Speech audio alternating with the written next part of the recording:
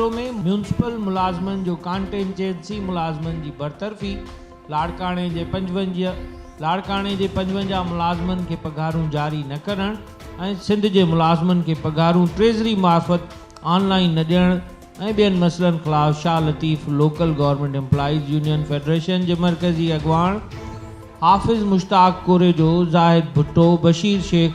जावेद मंगी ऐं ॿियनि जी अॻवानी में म्यूनिसिपल खां ट्रैक्टर ट्रालियुनि में गंद किचिरो खणी प्रेस क्लब आॾो एहतजाजी मुज़ाहिरो करे धरणो हयो। जिते ॻाल्हाईंदे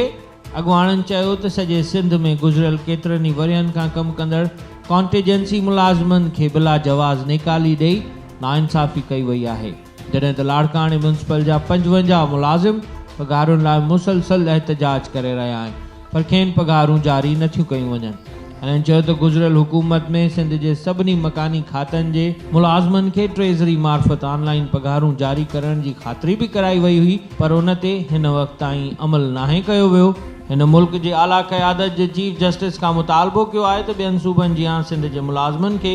पघारूं ट्रेज़री मार्फत ऑनलाइन जारी कयूं वञनि। लाड़काणे जे 55 मुलाज़मनि खे रहियल पघारूं ॾियण सां गॾोगॾु सिंध में गुज़िरियल केतिरनि ई सालनि खां नौकरियूं कंदड़ कॉन्टेंजेंसी मुलाज़मनि खे नौकरियुनि ते बहाल करे मुस्तक़िल कयो वञे, जॾहिं त इन ई सिलसिले में म्यूनिसिपल कमेटी टंडो जाम मां जबरी ऐं धोखे सां बरतरफ़ कयल 69 मुलाज़मनि खे बहाली जे लाइ पिणु एहतजाजी मुज़ाहिरो हैदराबाद प्रेस क्लब ॿाहिरां लॻायो वियो, जंहिंमें उन्हनि पंहिंजे मुलाज़मीन खे